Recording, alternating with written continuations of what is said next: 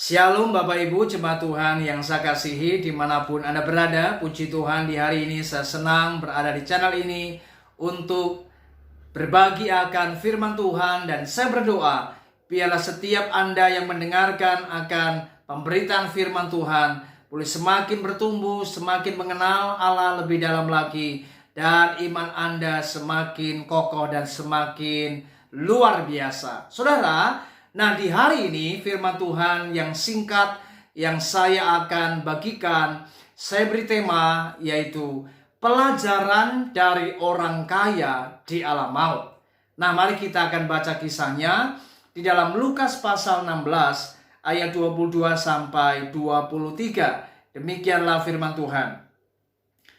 Kemudian matilah orang miskin itu lalu dibawa oleh malaikat-malaikat ke pangkuan Abraham. Orang kaya itu juga mati, lalu dikubur, dan sementara ia menderita sengsara di alam maut, ia memandang ke atas dan dari jauh dilihatnya Abraham dan Lazarus duduk di pangkuannya. Bapak Ibu, kisah ini sangat menarik.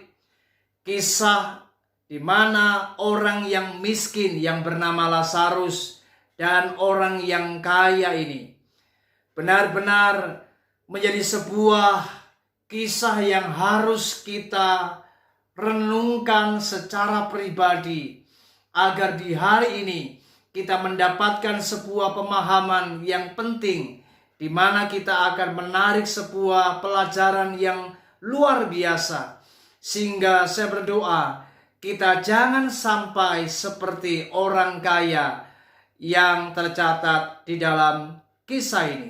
Saudara, mengapa saya katakan demikian? Karena ternyata ketika saya membaca kisah ini, betapa sungguh sangat kontradiksi. Orang yang miskin yang bernama Lazarus, ia adalah seorang pengemis, saudara. Ia hidupnya penuh dengan penderitaan. Bahkan setiap hari ia adalah orang yang selalu saja meminta belas kasihan dari orang lain. Tubuhnya penuh borok dan anjing-anjing datang menjilat boroknya. Betapa sangat memprihatinkan. Namun yang luar biasa, ketika si miskin ini, Lazarus ini meninggal dunia, maka Alkitab mencatat ia dibawa malaikat-malaikat ke pangkuan Bapa Abraham. Dan di sana ia berbahagia di pangkuan Bapa Abraham. Nah, saudara, kemudian kita melihat ada orang kaya yang tidak disebutkan siapa namanya. Namun Alkitab mencatat bagaimana ketika ia meninggal dunia, ia dikubur, lalu Alkitab memberitahu buat kita bahwa orang kaya ini ia berada di alam maut.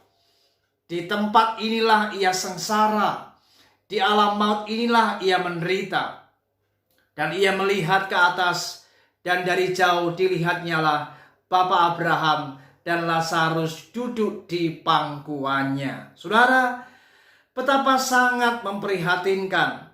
Sementara Lazarus, pengemis yang miskin, berada di sebuah area yang penuh sukacita dan bahagia. Tetapi si kaya ini justru berada di alam maut, di mana tempat itu penuh dengan penderitaan dan sangat sengsara. Saudara, alam maut ini di dalam bahasa asli Alkitab itu disebut Hades. Atau dengan kata lain, Hades ini adalah neraka sementara. Saudara percaya atau tidak bahwa setelah kehidupan di dunia ini, maka ada apa yang namanya kehidupan di alam kekekalan. Saudara, itu sebabnya mari kita akan renungkan mengapa orang kaya ini di alam maut. Tidak pernah dicatat di Alkitab secara spesifik apa yang menjadi kesalahan atau apa yang menjadi dosa daripada orang kaya ini. Saudara, namun kalau kita belajar lebih dalam dan merenungkan baik-baik, sebetulnya ada satu hal yang sangat sederhana saya ingin sampaikan buat kita, bahwa yang menjadi titik persoalan mengapa orang kaya ini ia ketika meninggal dunia berada di alam maut. Penyebabnya adalah karena ia tidak pernah mempersiapkan dirinya untuk masa kekekalan. Dan saya melihat setiap kesempatan yang Tuhan beri, ia tidak pernah menggunakan kesempatan itu untuk melakukan sesuatu, untuk mempersiapkan segala sesuatu demi kehidupan di kekekalan. Saudara, betapa sangat disayangkan orang kaya ini ternyata ia selalu melewatkan setiap kesempatan emas, setiap kesempatan yang ada. Sebenarnya ia mampu menggunakan setiap kemampuannya, potensinya. Ia memiliki harta benda, ia memiliki kekayaan yang seharusnya ia bisa pakai, ia bisa gunakan untuk kemuliaan nama Tuhan. Ia bisa gunakan untuk menolong sesamanya. Ia bisa pakai untuk membantu orang-orang yang miskin.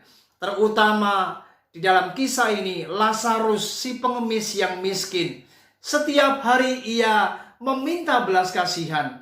Tetapi orang kaya ini tidak pernah sama sekali ia peduli dengan apa yang menjadi penderitaan daripada si Lazarus ini, saudara. Itu sebabnya mari hari ini dengar baik-baik.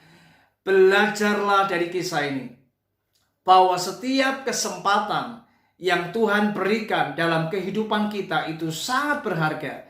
Itu sebabnya mari jangan pernah sia-siakan kesempatan yang ada. Dan mari kita harus mempersiapkan diri untuk masa kekekalan. Saudara, banyak waktu yang Tuhan sudah sediakan. Banyak waktu yang Tuhan sudah berikan bagi setiap kita. Setiap kita diberi waktu, diberi jam yang sama. Bagaimana setiap hari kita mendapatkan jatah waktu 24 jam. Dari hari Senin hingga sampai hari Minggu, kembali lagi hari Senin dan hari-hari selanjutnya. Kita hidup dengan waktu yang sama.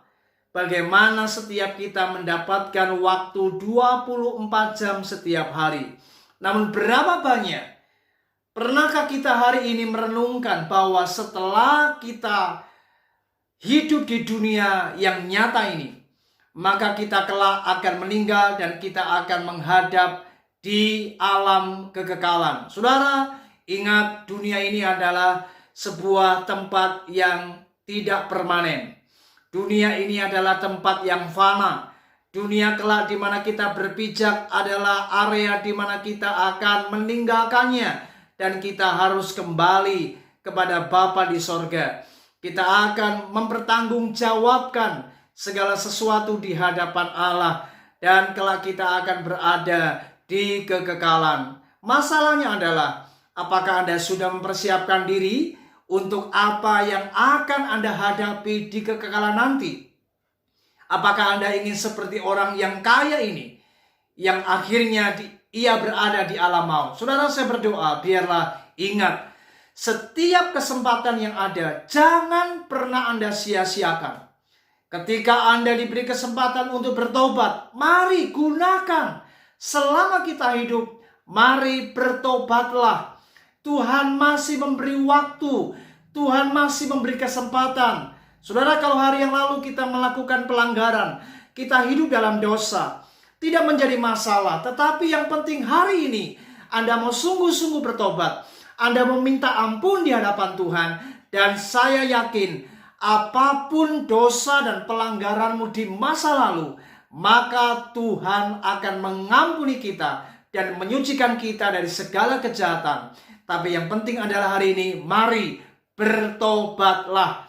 Ingat, sebelum maut menjemput kita, mari kita harus bertobat. Saudara, selagi ada kesempatan untuk Anda menabur, ketika Anda diberkati, Anda memiliki kekayaan, harta benda yang melimpah, mari pakai setiap talenta, setiap kelebihan, potensi, harta benda yang ada pada kita. Mari belajarlah gunakan kesempatan untuk menolong orang-orang yang tidak mampu. Mari belajar menabur untuk orang-orang yang miskin, mereka yang hidup kurang beruntung. Dan saya percaya Anda sedang menimbun sebuah harta benda yang ada di sorga, di mana tidak akan ada ngengat dan karat merusakkannya.